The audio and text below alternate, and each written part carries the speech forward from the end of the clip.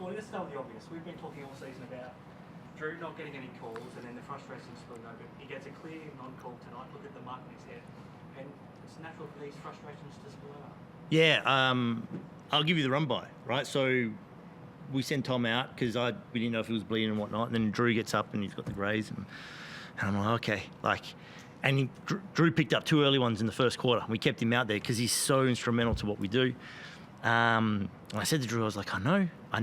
And he's like, you don't know. No. And I'm like, all right. I said, let me burn this one because we've talked about this before. And there's one thing I want to be real clear in everything that I want to do is the fact that I'm trying to back the guys. And we talked about this a little bit in Illawarra. And I said, let me wear this one. And so I had to make sure I got it. But then it was like, bang, bang. I was like, okay, well, that's different. I'm walking away.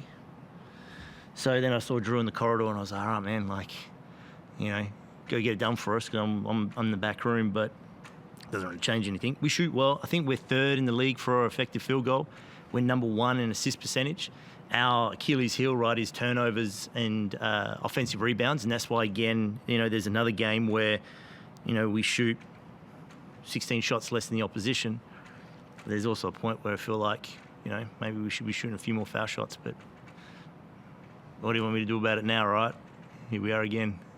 Just on the ejection, it felt very similar to what happened with Gorge, where they are so quick with the back-to-backs. Did you feel like, you've had time to think about it, it was too quick that they were back-to-back? I know exactly why they were back-to-back, but saying it doesn't do anything other than get me in trouble. But I know exactly why, who, where. I know. But saying it only gets me in trouble. It doesn't fix anything. What was it like for the last 2.5 quarters sitting back here watching? I don't know if you were able to watch the game. What was it like being back in the locker room? Well, there was a part too where, the boys again, they brought it back to a 4-point game and Will did a great job, and that's what I love about Will. He's in the back room now talking about, I should have called a timeout earlier. I should have done this. I should have done that. And I mean, for him, what a great opportunity as well for a growth moment for him to, he's going to be coaching New Zealand League in the off season, Hawke's Bay. And so to get some reps up from the coaching side of things. But there was a timeout, right, where, I was watching it where he's got the whiteboard and all the guys are locked in.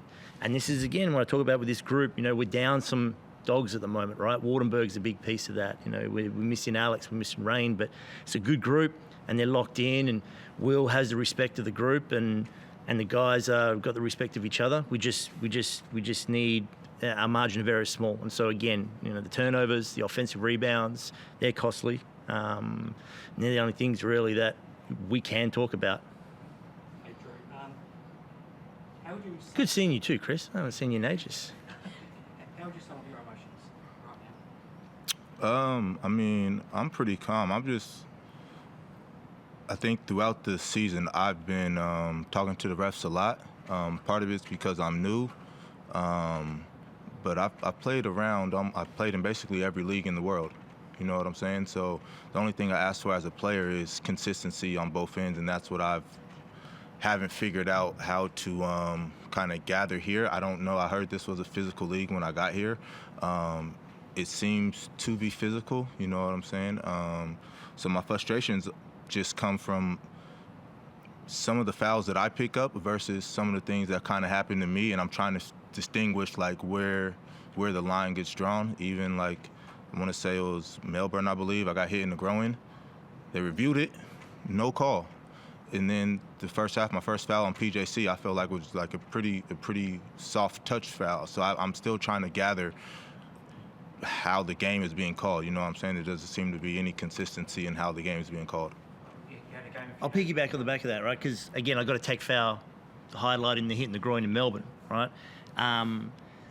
We have these conversations where they'll sit there and go, hey, you got to tell Drew he needs to adjust to this. But I'm like, well, I'm not going to, because when after this he plays in Europe or China, wherever else, he's going to go back to his career average of 6.5 free throw attempts a game. So I'm not going to tell him to change what he's been doing for 14 plus years, including college. I'm not trying to make you old. Right? Oh, dog. But you got a career average of 6, and then when he goes and plays in these 3rd or 4th best leagues in the world, right, I'm not going to tell him to change what he's doing because he's going to get to the foul line there. So, they asked me, what do you want me to do? I'm saying, okay, well, let me get a tech. Now I'm getting tossed out. So now I don't do that anymore. And so this is where we'll just have to, sit here and let the entertainment continue to roll through. When you had a game 5 days ago where your direct opponent had 18 foul shots in the same Mhm. game, and you have a similar game style to him. Forde's talked all season about how he's been told that you've been labelled a flopper. That's why you're not getting a lot of these calls. Mhm. I mean, that's never been your reputation anywhere else. No, it's Well, not. I mean, has They- it surprised you? I mean, they told Forde they got Yeah. confirmation from Europe that was my reputation. I haven't heard that. Yeah. I think, I mean, if you look at my face, if you look at some of the games, like me and Forde kind of joke back and forth in text messages, like sending pictures back and forth. I have pictures of, He's got black eyes. certain This was things, saying, like there's been black getting eyes. black eyes. Yeah. And I understand it, like from the ref's point of view, even from like other players' point of view, from the coach's point of view, like it's a high emotional game. Like, and refs aren't perfect. To me, the refs have the hardest job in basketball. You know what I'm saying? No matter what they call, they're going to get looked at like they're wrong. So I get it. And I get reffing a guy like me. I talk a lot. Like, the game of basketball is fun to me. I enjoy it a lot. So like during the whole game, I'm bantering with the players and with the refs. You know what I'm saying? Like just joking, talking back and forth. For some, that might be a lot. But the consistency again and how you ref the game matters to me. And then when I don't feel like I'm getting that consistency on the other end, that's when my frustrations get kind of to a point where it's like, man, what are we doing? And that's probably what you guys see. That's what Coach Forde, me and him been talking about. And again, from a tech standpoint, this is the most text I've ever got in my career. You know what I'm saying? And all I'm looking for is consistency. That's all. Forde, I know every coach calls Scott Butler throughout the weeks. Do you feel as though you're... I've stopped. It does nothing. Like, and again, I back Drew. It's the hardest job in the world, and it's a one-man job in that position. Does nothing. All it does is gets me in trouble.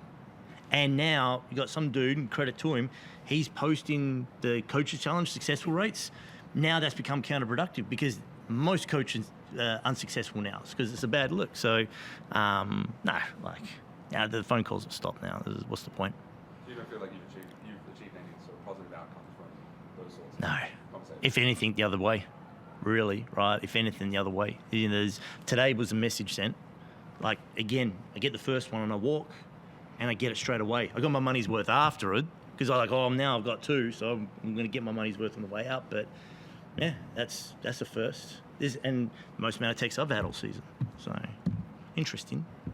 Andrew, obviously, everyone can appreciate the frustration that you must be going through this season with those circumstances.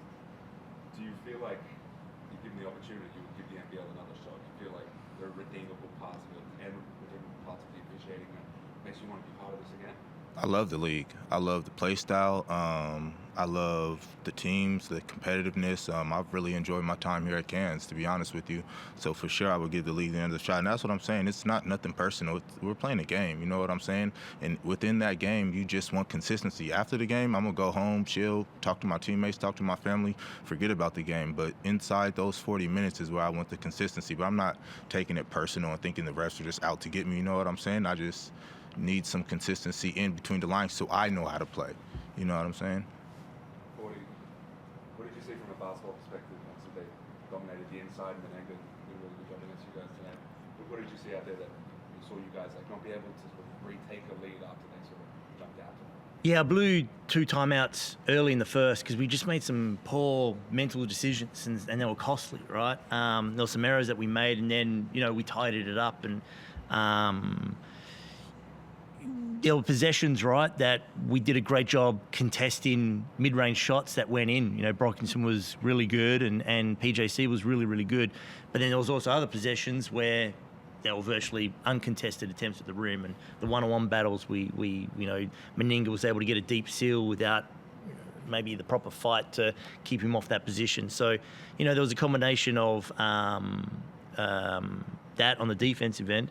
And then again, the turnover, some of that decision-making on the passing, especially when it tightens up. And, the second half of Brisbane, right, it started to show the moment Wardenberg goes down, you lose that dude that's just got that natural feel for the game. And so you sort of have to come back to a structured offense, which is what we've done. But, tightens up, right? When Drew gets a certain amount of attention and then when Jack gets a certain amount of attention, we kind of need the ball to go somewhere else. I thought Marcus was able to get on the rim quite a bit.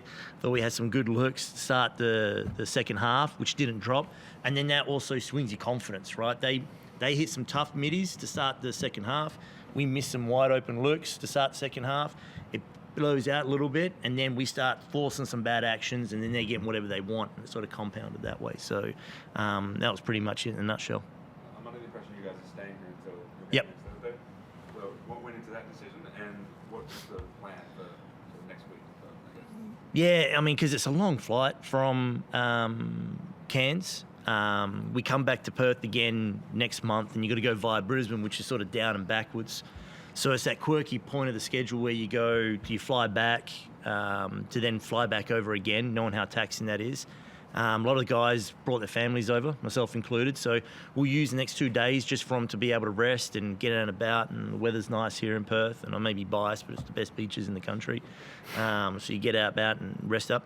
Then we'll get on court for 2 real good sessions. Knowing we're managing some guys at the moment because, again, Drew and Jack are playing some high minutes. So the flights are taxing. If we're flying to Brisbane, if we're flying to Melbourne, but it's not always guaranteed a direct flight to Perth. So we'll stay here, work on some stuff as a team, because then after Perth, we fly directly to Melbourne and play Southeast. So if you have as many flights as you do games, you want to try and minimise that as best you can. Thanks, guys. Awesome. Thank you.